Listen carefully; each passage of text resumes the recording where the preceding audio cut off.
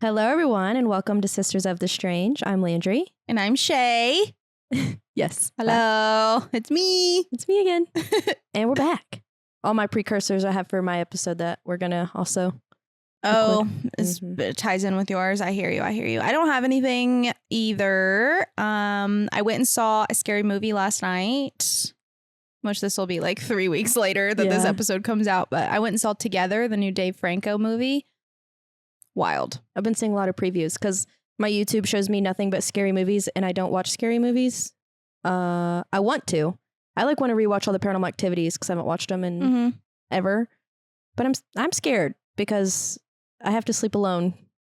Like, thankfully, I've got Landon in the house, but that kid's going to be like, if I was like, Landon, the door just closed, he'd be like, we're leaving. We gotta go. He'd be ready to leave too. So he's not going to do much. I really didn't know what I was going to be getting myself into. I knew that it was going to be like weird because I had seen like some stuff about it like on social media and stuff. Like there was some scenes that people were like, what the heck? Yeah. There was definitely some, what in the world am I watching sceens?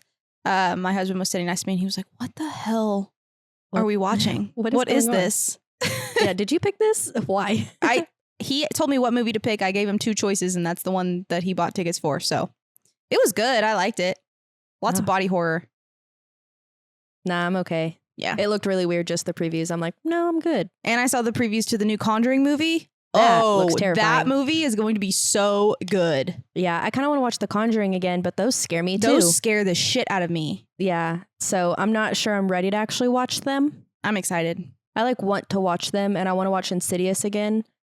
They're like good. I have to sleep alone most of the time. Yeah. And that, you can have a sleepover with me. Yeah, I would have to. Yeah. Or call old Jeannie to come sleep with me. Sleep with my lights on. The trailer for it is I jumped in the preview. Yeah. I can't tell you the last time that happened. There's also another Strangers movie coming out. Did you know that? I think so. Yeah. I had no idea. It came on in the theater. Aren't they like for gone? Yeah, I think I have. And I was like, no way, this is another Strangers movie. No way. And then it's like a totally different like beginning. Like like the trailer is, I was like, this looks very familiar, but I can't really put my finger on it. And then it like shows all their masks and I was like, no freaking way. I'm pumped. I'm so excited. Yeah, no, I do want to see the new Conjuring. I'm a little nervous about it. It's going to be good. The previews look terrifying. It's about their last case. Yeah. The reason why they stopped. Yeah. So it's going to be spooky. I'm like, we'll cover that eventually. But a lot of the podcasts that do the same thing we do have covered it recently. So I don't want to like be in the same. I just don't want the same like thing going on. I agree. But yeah. It's going to be good. It looked very creepy. Even the preview picture. Did you see just the picture? Mm-mm. So like, you know how you see the man in the basement? Yeah. That creepy. The like preview picture it's Lorraine who has that face now and she's standing behind Ed. Ew. So something when he like goes, because he like attacks her in the base. It's when she's stuck in the basement and Ed's like, Lorraine, trying to get her out. Yeah. Something connects there. I don't know what, but it's like a me foreshadowing looking ahead. Yeah. That's what I'm thinking. Yeah. There's going to be a possession going on. Yeah. Of her, I think.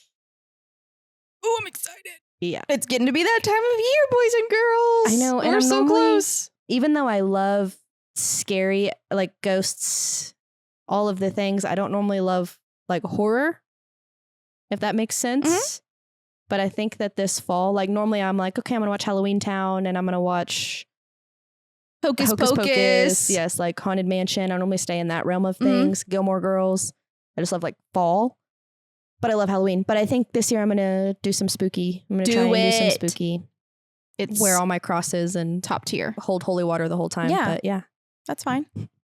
Totally fine. Whatever works. So worth it. Okay. What are you talking about? You ready to teach me? I'm ready to teach you about some stuff.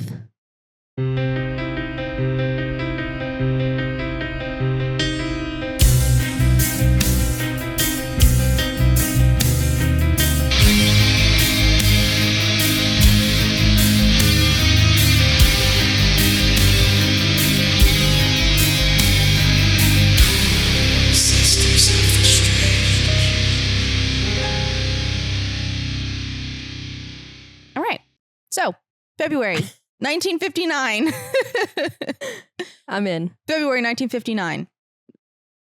Long time ago. 9 young talented hikers set out in the cold and icy wilderness of Soviet Russia to climb the Ural Mountains. They were all extremely skilled, experienced, well prepared for the challenge. They were supposed to be receiving like a certain skill level upgrade of some kind for the sport of ski hiking or ski trekking is what it's called. They were all already grade 2 hikers and they were working towards their grade 3. So they know what they're doing. And we know what we're doing. I like it. So just by that little snippet right there, we're going to Russia in the 50s, late 50s.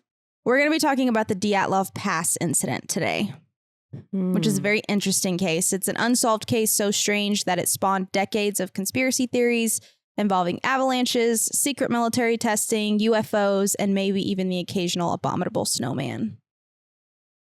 I feel like I know this.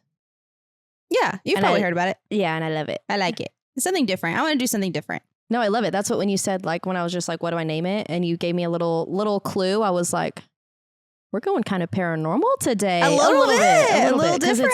It's so, more conspiracy. Yeah. Yeah, you just don't know. Yeah. Nobody knows. I like Nobody knows. Sing to me, Pablo. Sing to me. All right, so we're going to start with our list of characters, our cast of characters here, because they are, as mentioned, they are not just a random group of thrill seekers that got lost in the woods. These people were skilled in their sport. So Igor Dyatlov is 23 years old and a radio engineering student at the Ural Polytechnical Institute. He was the leader of the group, and so he assembled this group of 9 other hikers for the trip, most of whom were fellow students and peers at the university.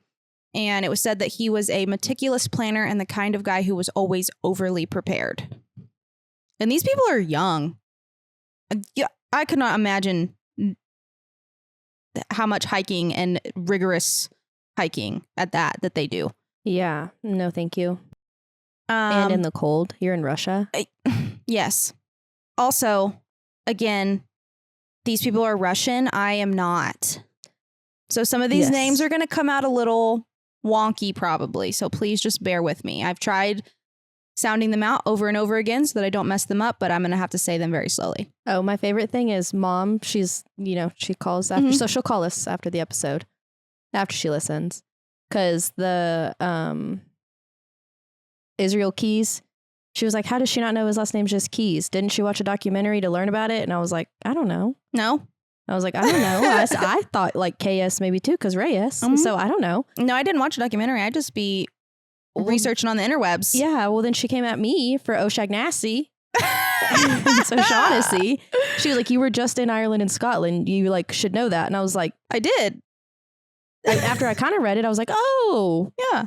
She's like, why don't you know? You read a lot. And I said, Mom, just because I read doesn't mean I'm smart. Oh, no, it doesn't mean I'm saying it right. Like there's books, a lot of the books I read, like, nope. I'll be like, okay, well, that's Craig. And I keep going. Their names suddenly become like Craig because I'm like, this is too difficult for me. And then whenever I hear the real name, I'm like, what are y'all talking about right now? Who is that? Who is that? Yeah. That's funny. Yeah, so this is going to be interesting. Okay. So Igor Dyatlov, he's the leader. Zina Kolmogorova, the 22-year-old female who was said to be friendly, tough, and can handle herself in the wild. Strong gal. Rustem Slobodin is 23 years old, very athletic, very disciplined, and apparently was able to run miles in freezing temperatures. So he's fit. Ludmila Dubanina was 20 years old. She was a tiny thing, but she was fierce and was not scared to speak her mind. Nikolai Thibault Brignoli was a 23-year-old geologist and very, very smart. Alexander Kolevatov was a 24-year-old nuclear physics student at 24 years old. They all sound incredibly smart. A nuclear physics student at 24 years old, also going on this in his free time. What? In my free time? I'm sleeping. We're taking naps. What are we doing? That's crazy. Kit, couldn't be me. No. This one's a mouthful. Yuri, I'm so sorry. Yuri Kurvanishnek. I can't. Say it again. Yuri Kirchem Shinko, I'm sorry. Louder for the people in the back. Was 23 years old and was said to be the joker of the group. He was the fun guy. Well, I would imagine as much. I would hope so. Every group needs one. Every group needs a fun guy. Some guy who's just like personality hire, you know? Yeah. Semyon Zolotarov was a 38-year-old mysterious older guy who joined the group at the last minute. So he was just kind of like come on, we need some more people. And finally, another Yuri Doroshenko, was another 21-year-old, and he was just a strong athlete, was what his description was. So all very fit, athletic, smart, and they've been doing this forever. Like they're at a certain grade of hiking, which takes so many miles and so many hours of hiking and completed trips, things like that. To get to like the next level. Yeah. It's not just like, oh, I've been on 2 rigorous hikes. Now I'm grade 2. No, it's like miles and miles and treks and treks. You have to make levels. It's like dance. Yeah, which I didn't know that was a thing, honestly. Yeah. That there was levels of that. Scuba diving is the same way. You can only you have to have certain hours, things like that. True. Makes sense. And there was also actually a 10th hiker who turned back early in the trip due to health issues, which for him was quite possibly the luckiest case of being sick probably ever. Maybe. He had a medical history of rheumatoid arthritis and like congenital heart issues. And he was also a grade 2 hiker, but this one, I guess, was specifically hard and rigorous. And so he had initially decided to go on it or very early on in the trek, like before they made it to like their base camp, he had to turn back because he was having knee and back issues. Yeah. And at the time, grade 3 was the highest certification available in the Soviet Union and required candidates to trek 190 miles to get. I don't really know how like the average mileage of a trek would be. Yeah, but it feels like 190 miles is a lot. Yeah. Like how many treks would that be? You know, like how many would that equate to? I'm not sure. Yeah. And you have to think about not only just miles, like a mile on the ground is completely different than a mile of climbing up terrain, especially if they're actually climbing, because a lot of terrain you have to kind of go like, you're not really going, I don't know if miles count when you're going like horizontal or whatever, rather than going forward just or, forward or up. Yeah. If that makes sense. I don't know if I said that right, but that makes sense to me. You grasp. I hear you. So this route was designed by Dyatlov's group to reach the far northern regions of the Sverdlovsk Oblast and the upper streams of the Lozva River. So the city route commission of this Sverdlovsk place approved the route, and they said, yes, this is good. You guys can go. And the division of the Committee of Physical Culture and Sport there confirmed the group of 10 people on January 8th of 1959. The goal of the expedition was to reach Otorten, which was a mountain 6.2 miles north of the site where this incident occurred. And this route was estimated as a Category 3 itself and was undertaken in February, which was the most difficult time for them to do this. Goodness, they're really the worst time of year. Odds. Yeah, so they're like confident. They're like, yeah, we can do this. We got this. Yeah, we're going to be fine. Yeah. So the group left on January 27th of 1959 on their 200-mile ski trek to reach the Otorten mountain. The hikers kept journals and took tons of photos along the way, making it easy to track their actions up until the very incident, basically. On January 31st, the group arrived at the edge of a highland area and began to prepare for climbing. In a wooded valley, they cached surplus of food and equipment that would be used for the trip back. The next day, the hikers started to move through the pass. It seemed that they had planned to get over the pass and make camp for the next night on the opposite side, but because of worsening weather conditions like snowstorms and decreased visibility, they lost their direction and deviated a little bit to the west and towards the top of Kolat Cycle, which I don't know if I'm saying that right, but literally translates to Dead Mountain or Mountain of the Dead.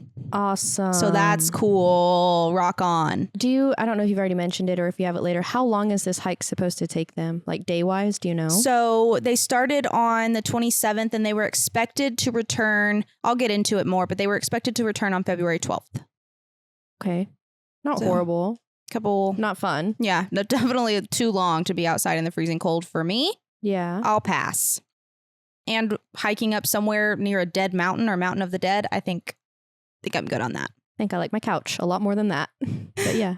Okay. So the weather conditions started to worsen. They had decreased visibility. They deviated a little bit. When they realized this mistake, the group decided to set up camp there where they were on the slope of the mountain, rather than move a little less than a mile downhill to a forested area where they would have had some shelter from the increasingly bad weather. It's odd. Why they chose this spot is debated, because it's like, why did they do that? If they're these experienced hikers, why would they choose a spot that's not covered?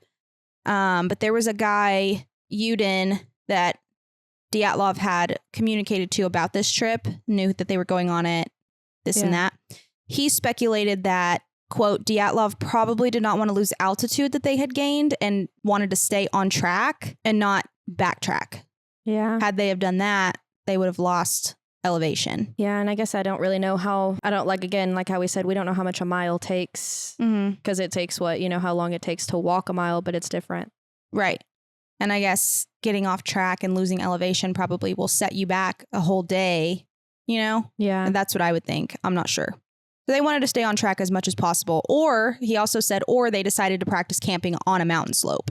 Maybe that adds into their grading. Yeah. Their class or whatever. To like get your certifications or whatever it is. So before leaving, Dyatlov had agreed to send a telegram to the sports club as soon as they returned to their base camp, which, like I said just a minute ago, that they were expected to be no later than February 12th. But Dyatlov had already told Yudin that he expected that it would take longer due to the weather, since it was that time of year.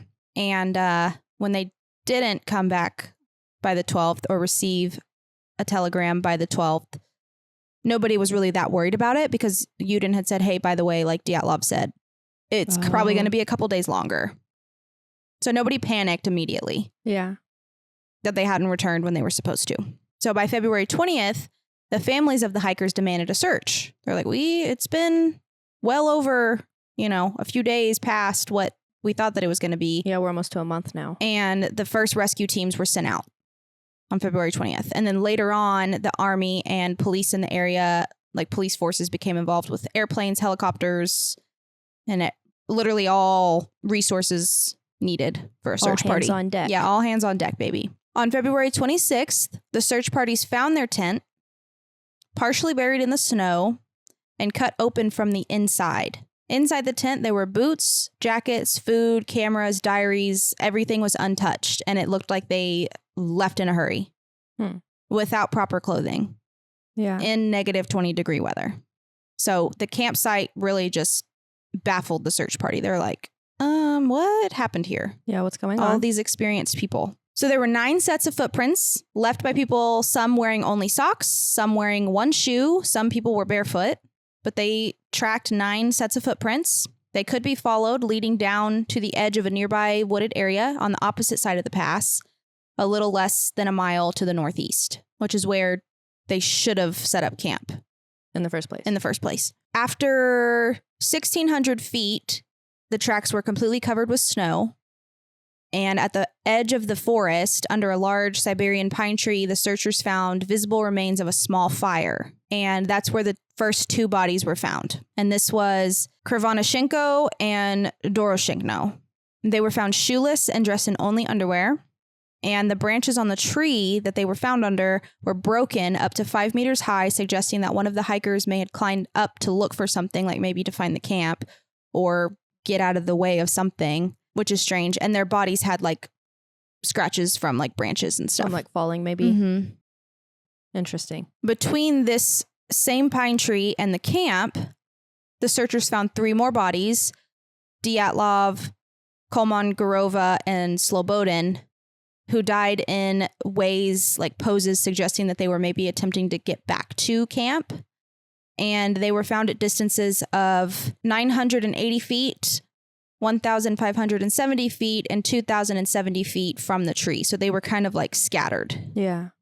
So each body was found in one of those different distances. And then it took 2 more months to find the last 4 hikers. They were finally found on May 4th, under 13 feet of snow in a ravine, 246 feet further into the woods from the pine tree where everybody else was found. 3 of the 4 were better dressed than the others, and there were signs that some of the clothing may have been clothing of those who had died before them and had been taken off of them for their use. Dubinina was wearing Krivana Shekno's burned, torn trousers. Burned. Why are they burned? I don't know.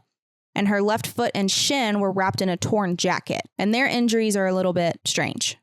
Okay. So Dubinina had multiple broken ribs. She was missing her tongue, part of her jaw, and as well as having facial tissue trauma, and a fragment of skull bone was missing. Thibaut Brignoli had a large fatal skull fracture. Zolotarov had crushed ribs but no outward signs of trauma and was missing his eyes. Okay. And this is the weird part. There was radiation found on some of their clothes. From what? I don't know. There was no signs of a struggle, no signs of a fight, no other people around, just like scattered death and strangeness going on there. Yeah. The radiation is a big red flag for me. Yeah, I would agree. That's strange. Yeah, there's no need. I don't know what would cause radiation in a mountain pass. Right. So a legal investigation started immediately after the first 5 bodies were found, and a medical examination found no injuries that might have led to their death, and it was concluded that they had all died of hypothermia. There. Slobodin did have a small crack in his skull, but it was not thought to be a fatal wound. But an examination of the 4 bodies found in May shifted the narrative a little bit of the incident, because they all have skull problems. They all have trauma and radiation on their clothes. Yeah, that's very odd. And they were farther away from the rest of them. And they had clothes on when the other ones didn't. Right. So according to the forensic investigator, the force required to cause such damage would have had to have been extremely high and comparable to like being in a car crash. But notably, the bodies had no external wounds associated with the bone fractures. And it had been like suggested that they had been under a high level of pressure, maybe. Again, I don't know where that comes from. Maybe the snow, but I don't know how much pressure snow can exert. I'm not sure either. It doesn't seem like it would be enough to break ribs and skulls. Yeah, because I don't feel like it would be like packed snow. Yeah. You know? Yeah. Very, very questionable. I don't know, 13 feet of it though. Yeah. Seems questionable to me. But I feel like more of your body would be cracked than just your skull. Yeah, your other bones would be broken too, probably, because you have weaker bones in your body than your skull and your freaking ribs. Yeah. Maybe not your ribs, but your skull at least. That seems odd. Yeah. And your eyeballs missing? Yeah, somebody and, like, had your tongue. Somebody had missing eyeballs and a missing tongue. Because to me, if you're covered in that much snow, it's what's getting to you. Yeah, like what animals? But it was months later, so that was my first thought too. Like, okay, animals. What animals do live out there if it's like cold and snowy like that? Like what animals? In Russia, I don't know. Wolves, maybe. Maybe, I guess. A yeti. A yeti. Duh. The abominable snowman. Duh. Are you kidding? But he's nice. Yeah, he just eats snow cones. Yeah, pea snow cones. That's it. So in regards to the injuries of the last 4 that were found, since they were found in a ravine, the forensic investigators said that their injuries happened post-mortem because they were found in a small stream. Okay. Sure. So at the time, the official conclusion was that the group members had died because of a compelling natural force, which basically translates to, we don't know what happened, but even if we did, we're not going to tell you. To me, that's what I get from that. I want to... Yeah. Okay, continue. Sorry. That's okay. That's what I get from that. So the investigation officially ceased in May of 1959 as a result of the absence of a guilty party, and the files were sent to a secret archive. That's quick. Yeah. They're like, scene. Do you know how many cases are still open right now? Unsolved cases of random things. Why would you close it that fast? Because it was just an avalanche. Duh. So in 1997, it was revealed that the negatives from one of the hikers' cameras were kept in the private archive of one of the investigators. The film material was donated by this investigator's daughter to the Dyatlov Foundation, and the diaries of the hiking party fell into Russia's public domain in 2009. So then it became more prevalent again because all of this history from this incident, and people are like, what the heck? So in February of 2019, Russian authorities reopened the investigation into the incident, although only 3 possible explanations were being considered: an avalanche, a slab avalanche, or a hurricane. And the possibility of murder had been discounted completely. I'm sorry, but something with like hurricane does not ring in my brain whatsoever when I think about, which I know absolutely. The mountains of Russia? I know nothing about the geography of Russia. I don't. I know nothing. But hurricane just sounds crazy work. Hurricane should be the last thing on the list. I'm like, I don't know. After I don't murder. know the geography over there. I don't know what that's like. I don't know what their storms are. I don't know if they've got tornadoes. I don't know what we have going on over there, but that sounds just like nothing in my brain puts those two things together. I agree. Nothing. I agree. I was like, okay, that's not correct. But anyways, whatever. You're wrong. I'm wrong, and I'm not a Russian authority, so let's just put that out there. So basically, initially, they're like, avalanche, natural causes, and we're done. Scene. That's it. No question. But this case has raised so many theories and conspiracies because there's so many questions left unanswered. So let's get into that piece of it. Yeah. Initial speculation suggested that the indigenous people of the Manzai tribe, they were reindeer herders in the area that kind of like lived like in the mountains of Russia. It was speculated that they had attacked and killed the group for encroaching on their lands. Several of these people were interrogated, but the investigation indicated that the nature of the deaths did not support this because only the hikers' footprints were visible. There was no other people footprints, and they showed no sign of any like hand-to-hand struggle, combat. Like there was no outward signs of trauma. Yeah, like them fighting back. During the initial search party days, these people were involved. Like they were helping. They're not like a violent. Yeah, they weren't like, this tribe. is our land. Why are you near us right now? Yeah, okay. It wasn't like that. So that was like a thing, apparently. Interesting. But they were very, very quickly clear. They were like, oh, yeah, that doesn't make sense. So the most official and realistic explanation, obviously, is the avalanche. So on July 11, 2020, the deputy head of the Urals Federal District of the Prosecutor General's office announced an avalanche as the official cause of death for the Dyatlov group. Later, independent computer simulation and analysis by Swiss researchers also suggested avalanche as the cause. Summarizing this report in The New Yorker, Douglas Preston writes this: the most appealing aspect of the avalanche scenario is that the Dyatlov's party's actions no longer seem irrational. The snow slab, according to Green, probably would have made loud cracks and rumbles as it fell across the tent, making an avalanche seem imminent. He noted that although the skiers made an error in the placement of their tent, everything they did was subsequently textbook what they should have done. They conducted an emergency evacuation to ground that would have been safe from the avalanche. They took shelter in the woods, they started a fire, and then they dug a snow cave. Had they been less experienced, they might have remained near the tent, dug it out, and survived. But avalanches are by far the biggest risk in the mountains in winter, and the more experience you have, the more you fear them. So the skiers' expertise doomed them. Sounds very reasonable. It does. There's an American skeptic author named Benjamin Bradford who was kind of going over the Yeti hypothesis and suggests that the same, like an avalanche makes the most sense. And he wrote, the group woke up in a panic, cut their way out of the tent, either because the avalanche had covered the entrance to their tent or because they were scared that an avalanche was coming. Better to have a potentially repairable slit in a tent than risk being buried alive under tons of snow. They were poorly clothed because they had been sleeping and ran to the safety of the nearby woods where trees would help slow the oncoming snow. In the darkness of the night, they got separated into 2 or 3 groups.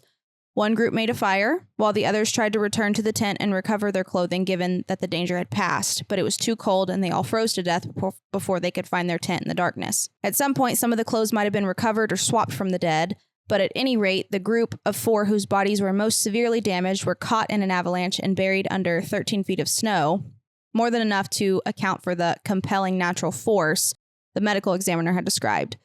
Dubinina's tongue was probably removed by scavengers and ordinary predators. Again, fair. But there's arguments against an actual avalanche as well. So this sounds like the location of the incident did not have any obvious signs of an avalanche that had occurred.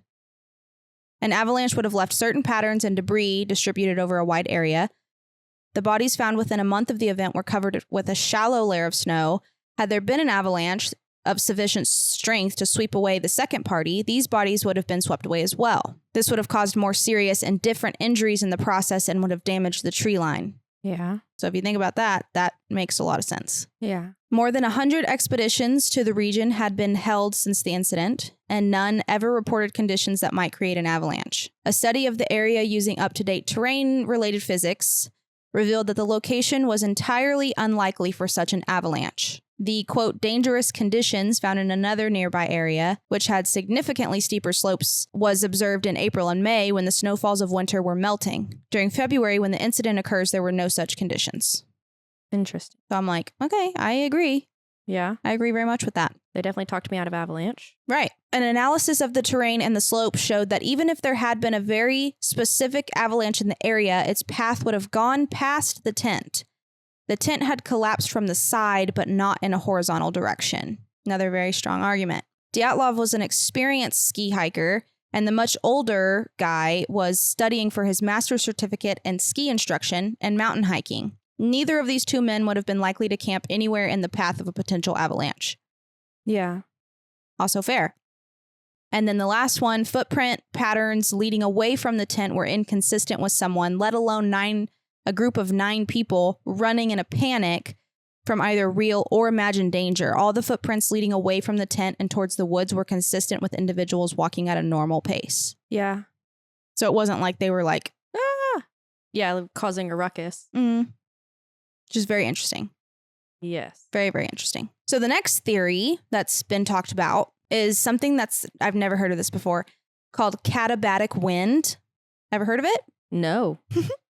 Can't say I have. So in 2019, a Swedish-Russian expedition was made to the site, and investigators ultimately proposed that a violent katabatic wind was a plausible explanation for the incident. Katabatic winds are a somewhat rare event that could be extremely violent. They were implicated in a 1978 case at another mountain in Sweden where 8 hikers were killed and 1 was severely injured. The topography of these locations was noted to be similar, according to the expedition. So a sudden katabatic wind would have made it impossible to remain in the tent, and the most rational course of action would have been for the hikers to cover the tent with snow and seek shelter behind the tree line. On top of the tent, a flashlight was also left turned on, maybe intentionally so the hikers could find their way back to the tent once the winds subsided. And the expedition proposed that the group of hikers constructed 2 bivouac shelters, one of which collapsed, leaving 4 of the hikers buried with the severe injuries observed. So apparently these snow shelters are like a thing. Never heard of it. Would not be participating in it. An igloo? With snow? Igloos are like hardened, ice is like hardened snow, right? Like, I thought they were like ice blocks. People make the little shelters like when it snows here.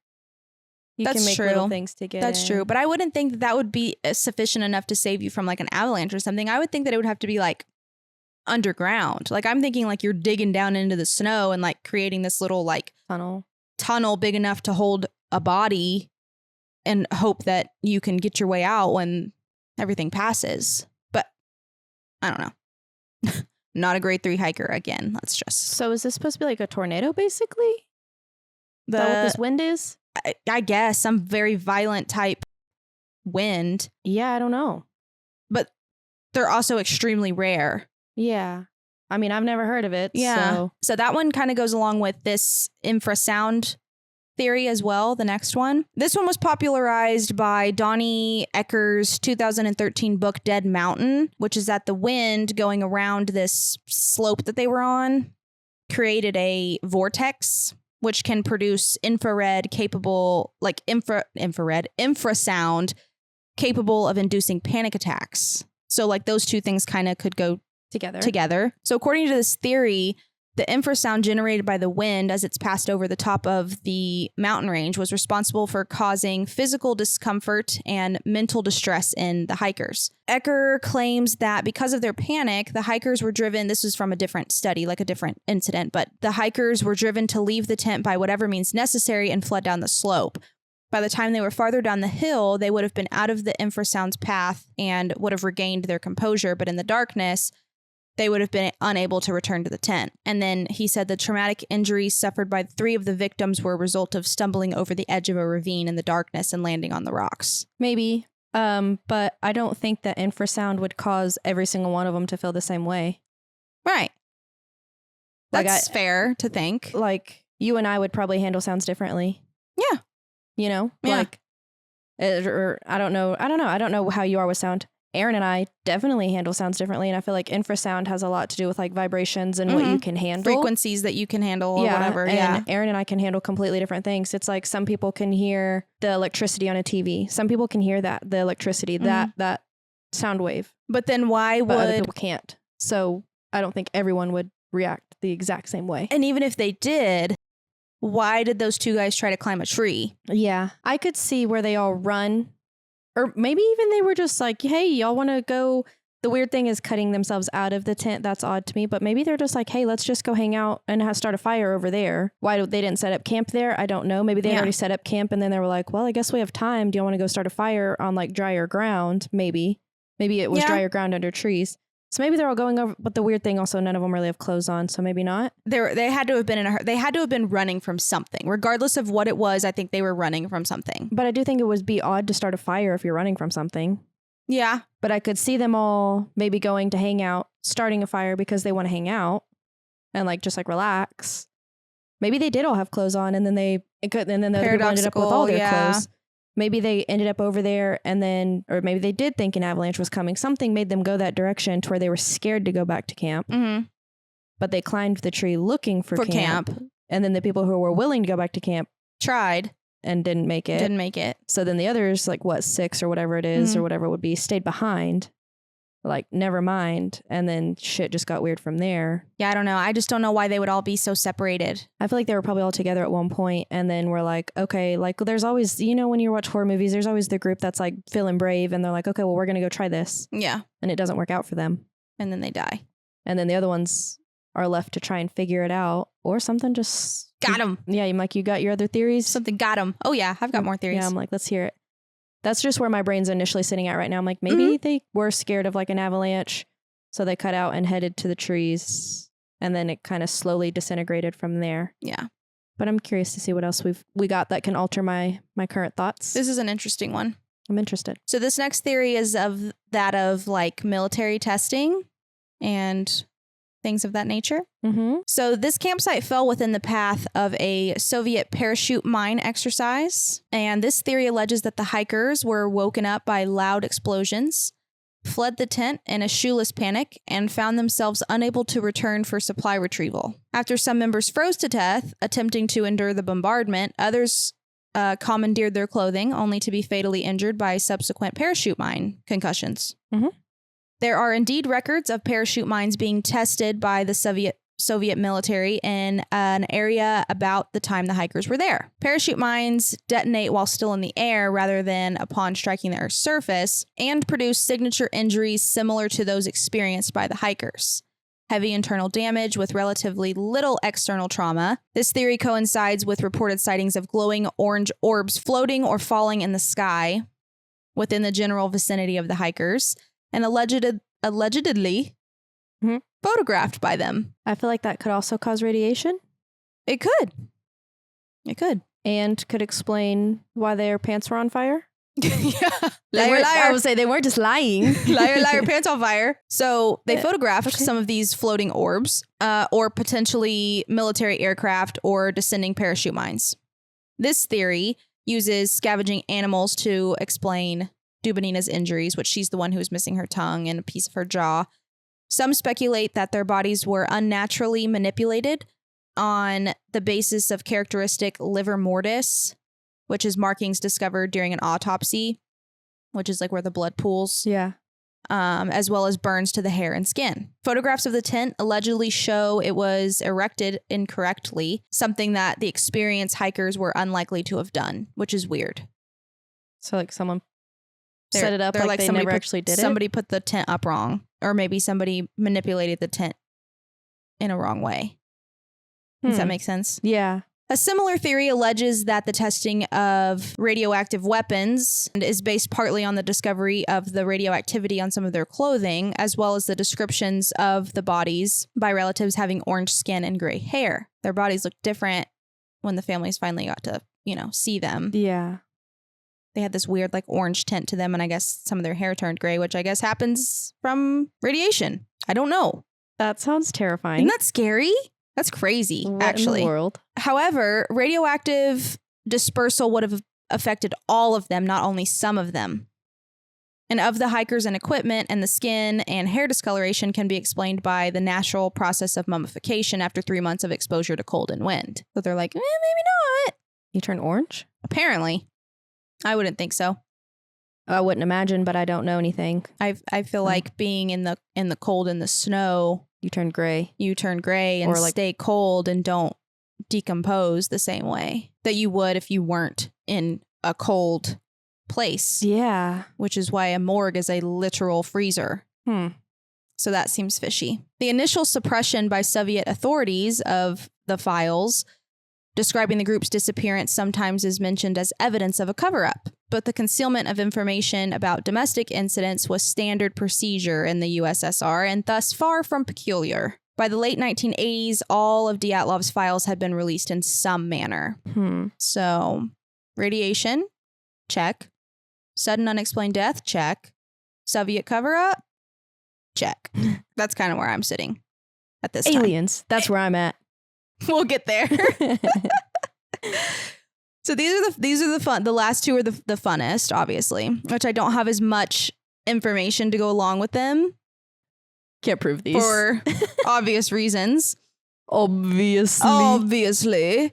But this next two, the first one being the Yeti or the cryptid theory.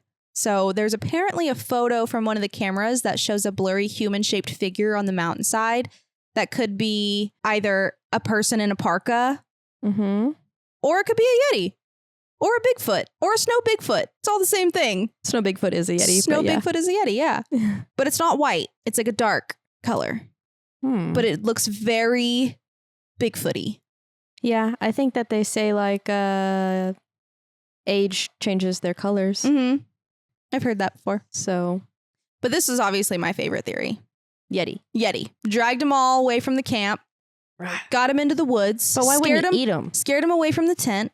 Eat them. Got him into the woods. Homeboy was trying to escape him up the tree. Didn't make it. We ain't doing that. Ate some eyeballs. Ate a tongue. Ate somebody's eyebrows off. Delicious. And maybe it's like the thing of like, you know, sharks sometimes when they just take a bite out of you and then they're like, oh, that's not food. I don't want to eat that. You taste horrible. That's why he didn't eat all 9 of them. He only ate bits and pieces of some of them. What he wanted. Yeah.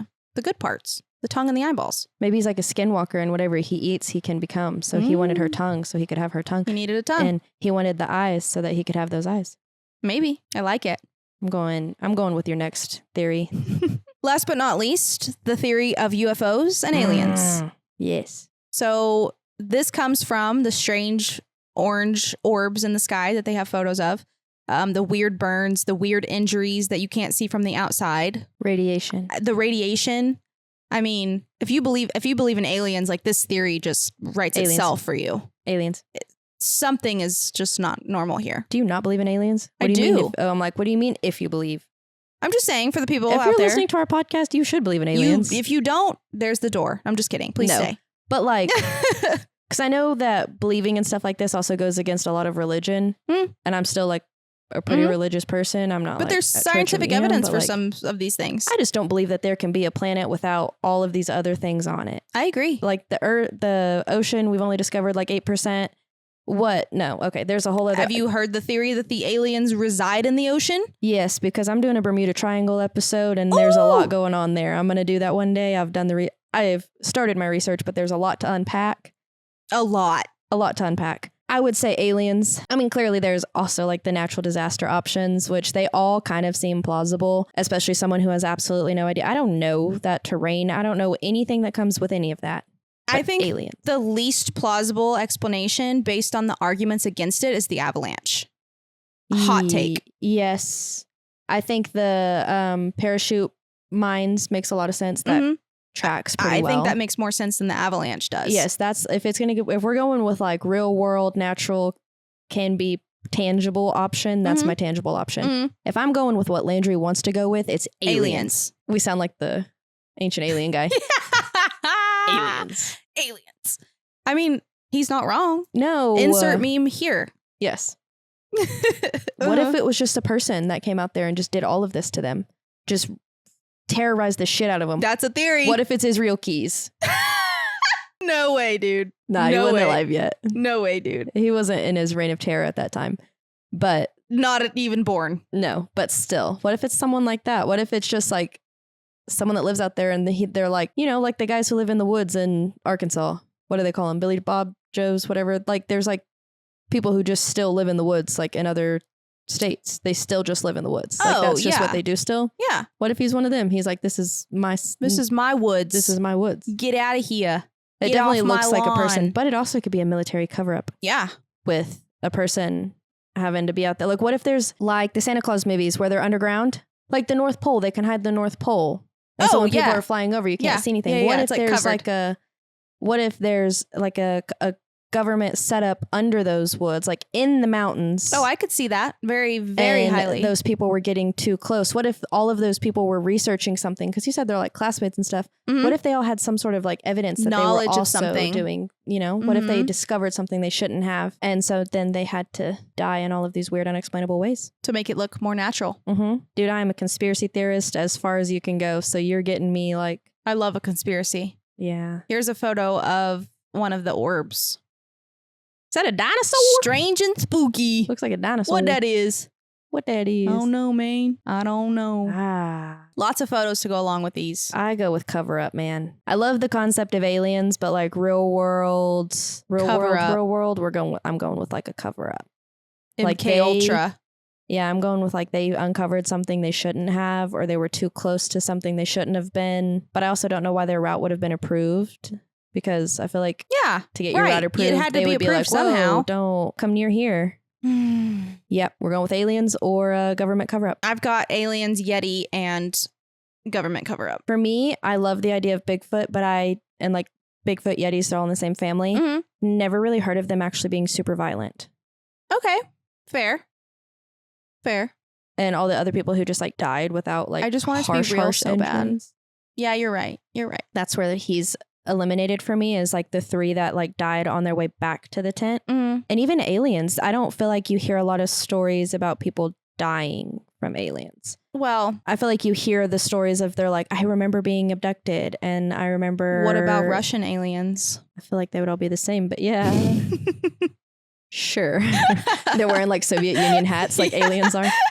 I don't know.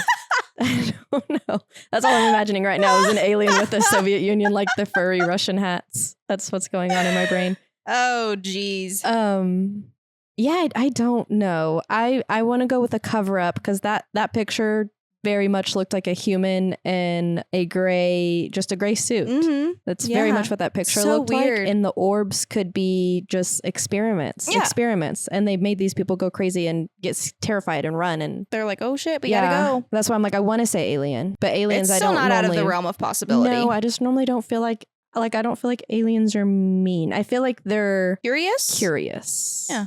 But I don't feel like they're mean.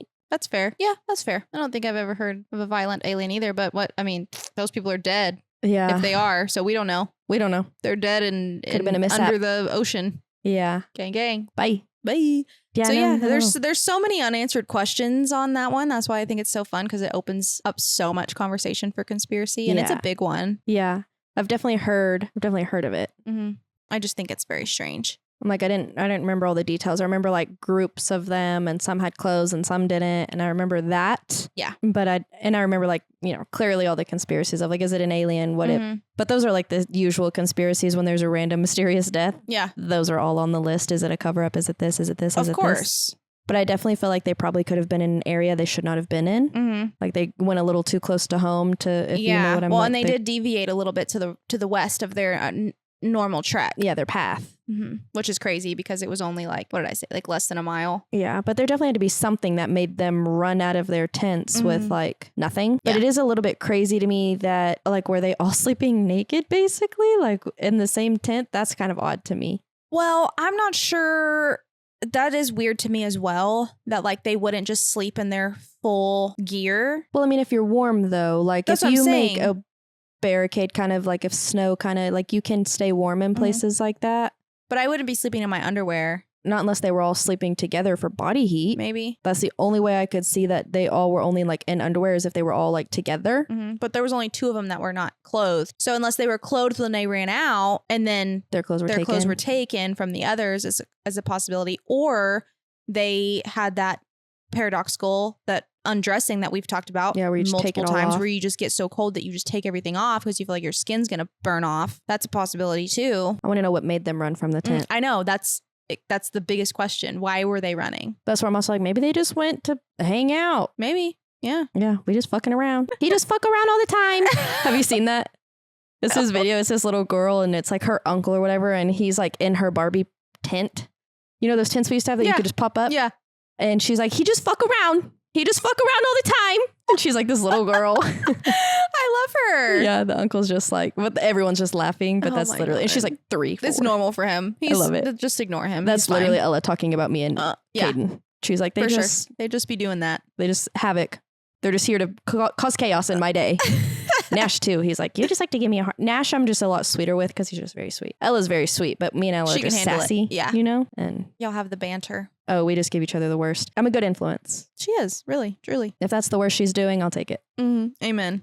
Yeah, amen. She's a great kid. They're both great kids. I just like to disrupt their peace. I like to disrupt Murphy's peace. I disrupt all peace at all times. Everybody's. Yeah, I don't care who you are. I don't care. But yeah, I think that's a very interesting incident there. Yeah, I would like to learn a lot more. Like I would like to see it written out. I'm very visual. Mm-hmm. And so sometimes it's hard for me to put it all together. Yeah, without like a visual. Like I would want to see a picture of like exactly like you've told me the distances, but I have a horrible sense of scale. On a map. I do too. And so I want to see that. I want to see where their tent was in relation. I want to see like I'm sure you can find it. It's been I'll definitely have to look it up just to make more sense a little bit. Sometimes my brain needs pictures. Yeah. Well, and I'll be honest, whenever I've heard about it before and I've heard about the conspiracy surrounding it, but if I have like a legitimate reason, like a legitimate explanation, like I will usually believe that. And so going into this, I was like, well, it probably was an avalanche. And I've thought that, before too. Like it probably was an avalanche, like whatever. But the arguments against the avalanche theory are just as strong. Yeah. That make me question that, to think that it's not that. Yeah. Which then begs the question, well, then what the frick was it? Yeah, I do wonder if there was just like a loud crack that made them think it was going to be an avalanche. So they all and dispersed and went as far as they could before they were and like sat in safety until they thought it was safe enough to go back. Yeah. And then realized they weren't going to make it back to camp. But like, why? What on God's green earth made it to where they couldn't get back to camp? Yeah. If it wasn't an avalanche. Right. That's another like. Because it doesn't seem like they were that far. They were less than a mile away. Yeah. Like what made it so inaccessible? I mean, the ones who froze to death, yeah. But the other ones, if they lived longer and like had different injuries, like falling out of a tree, things like that, like what? Mm-hmm. But I don't know. When you're panicking, everyone handles panic different. So yeah. You don't know. You just don't know. They could have all been panicking and handled it all. And they were all kids. Not kids. They were young adults. Yeah. So let's also throw that out there. Yeah. The oldest person was 38 years old. The rest of them were college kids. I can't imagine that. Like I can't imagine myself not even wanting, but just being in the situation anyway. Yeah. I have no desire to do that. No. Don't get me wrong. I love going out in the woods. I'll go to a deer lease and go camping and whatever any day of the week, but I will not go hiking up a mountain. No.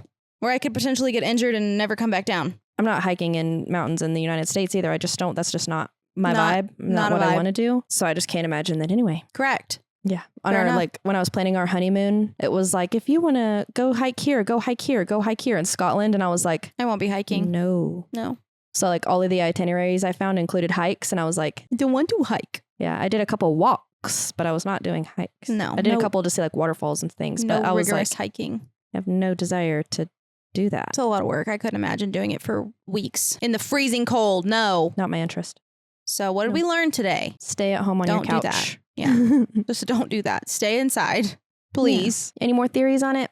I don't have any more theories on it. Those are all the ones. I think we've gone through them. Mm-hmm. Well, if you have theories, please give them to me. Yes, I've hopefully fixed our Discord. It did have it set to where you could only use the link for 7 days. So that was weird. So I had to fix that. So hopefully you can get in our Discord now. It is in our link tree, which is in like all of our bios on like all of our social medias. So you should be able to get into our Discord and you can put theories there. You can email us your theories. We've gotten a lot of things on TikTok and Instagram now to where you're going to get drowned out kind of to where we won't be able to see your messages as much. So try not to do that. It's harder for us to see if you want us to interact with you. Yeah. So definitely move over to Discord or email us if you have any thoughts, stories, recommendations beyond that. But I would love to hear other people's theories on this. Yeah, I know you people have some theories. Yeah, I would definitely like to hear them. Hit me with it. But yeah, so if you have anything and you want to send it to sistersofthestrange@gmail.com, certainly feel free. And if not, then I'll see you next week. We'll see you next week. Bye. Bye.